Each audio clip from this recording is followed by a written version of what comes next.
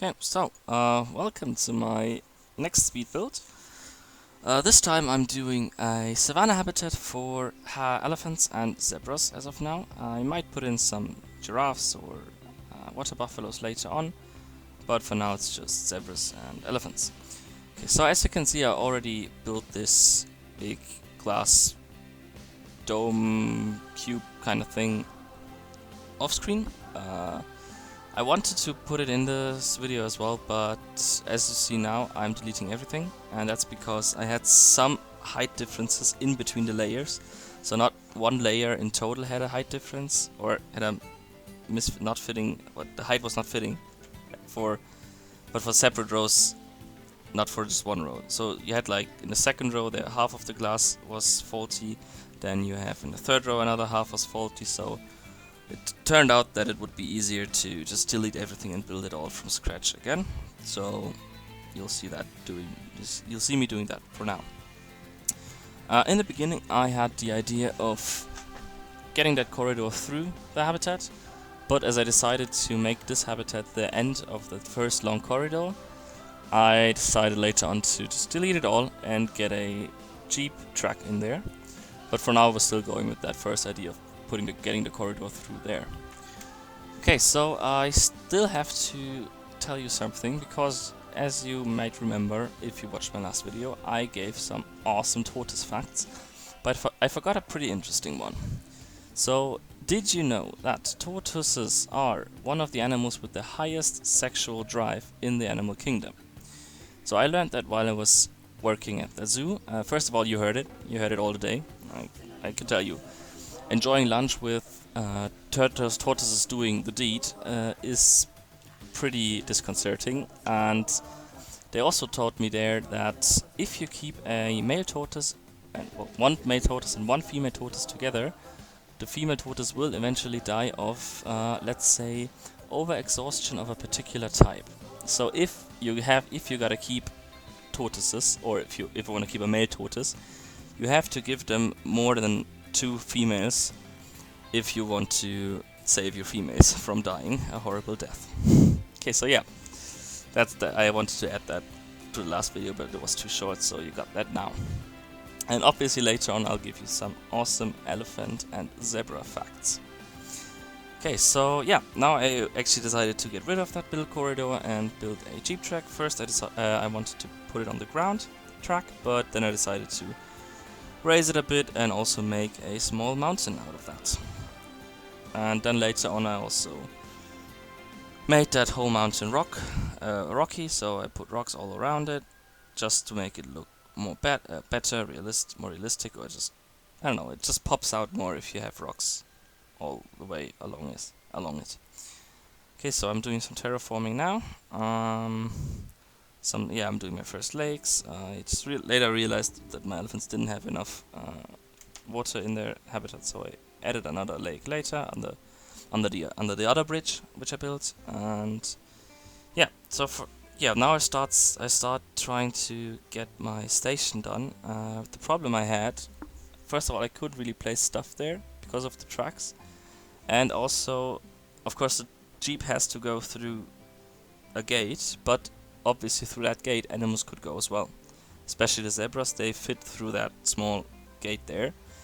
So later on you see me trying to fix that up a bit, but I'll leave you watching that because it's not much to say there. I'm just trying out different things, and yeah, so I'll come back to you once I have more to say.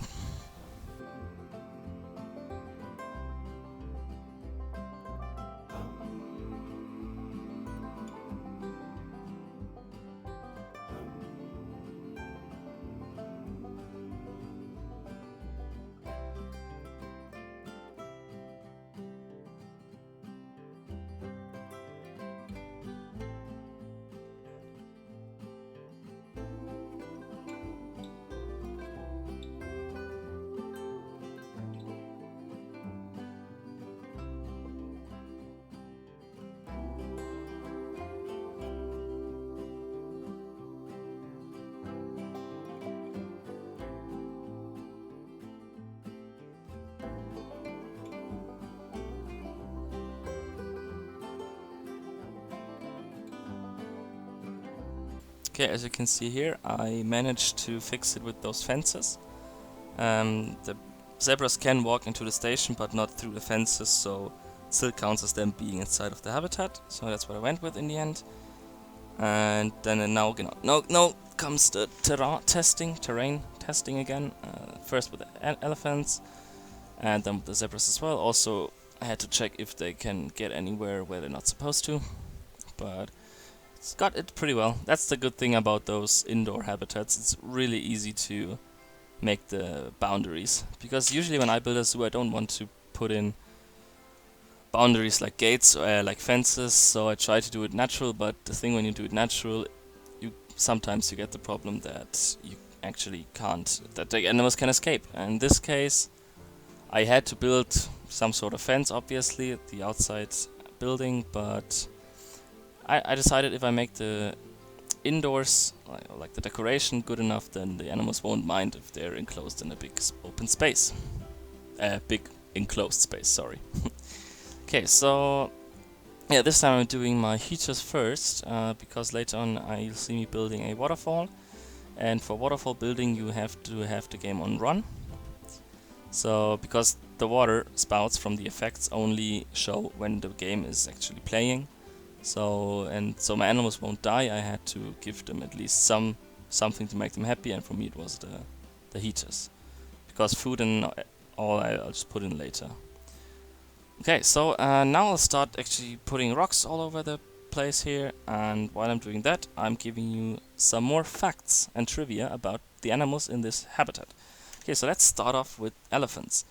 Did you know that elephants have an incredible memory and also an incredible capacity to feel emotions and to get emotionally attached to species other than their own? So I had read this one story in a book I have. It's about wholesome animal friendships, and one of those friendships was an elephant and a small dog.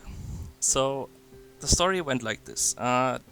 The elephant lived on a reservoir in Africa, and the dog was, I think, a ranger's dog.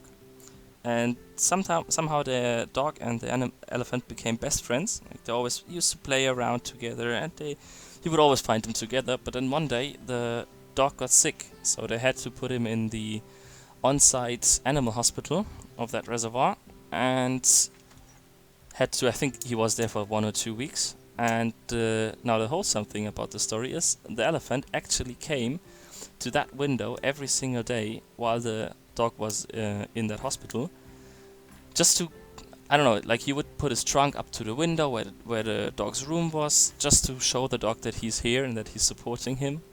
And that was really, really wholesome to read that. So that's just great to hear, I think. It makes, and also, also, I don't know if you heard, but they had some scientists discover that when elephants look at us humans, the same hormones get, well, where they get the same hormones as we get when we watch puppies, for example. So you could say that elephants think of us as puppies. So that's cute. And okay, so that's about elephants so far. And then let's go with zebras. So yeah, I guess, have you ever wondered why zebras have stripes? I mean, it must have a reason, else they wouldn't have it. That's how evolution works. So there's right now 3 theories for that. The first is it's for camouflage. So if the zebra herd, if the zebra herd discovers that they're being tracked by lions or some other hunters, they'll just run off, clustered, and because of those stripes, when they are running as a cluster of stripes, the lions or other predators can't really discern between different animals. So they can't choose which one animal to attack because they just don't see it, because of the stripes kind of obscuring the whole view of one single animal. So that's one theory. The other is heat regulation. So as you know, white and black colors on shirts as well absorb light differently. So that difference between white and black seems to help them with the heat regulation. And the third fact is, or the third theory, is that it saves them from mosquitoes or other biting bugs. Because scientists have found out that mosquitoes don't like to bite stripy stuff. So they did a test where they painted cows in stripes, I think black and white stripes, and they got bitten by 50% less from mosquitoes than before. So that's probably, I think that's also the theory they're going with at the moment, which they think is true against mosquitoes, because of course in Africa you have lots of diseases transmitted by mosquitoes for animals as well as for humans. So that's probably the evolutionary advantage they have from their stripes. But in my personal opinion, I also think the predator theory makes sense, the camouflage theory.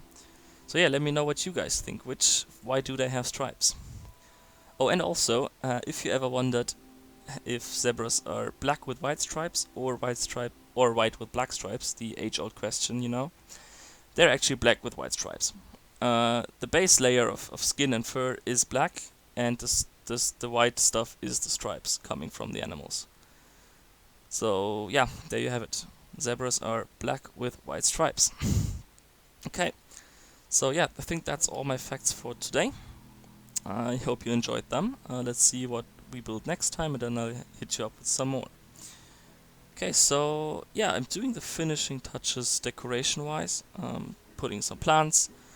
Luckily, elephants and zebras have a somewhat high tolerance for foliage, because I just love to use that elephant grass, and usually when I build something with this elephant grass in this game, it really racks up the foliage count quite fast. So I went with that, and it looked pretty good. In the end, it really looks like taken straight out from a savannah, if you went on safari or something.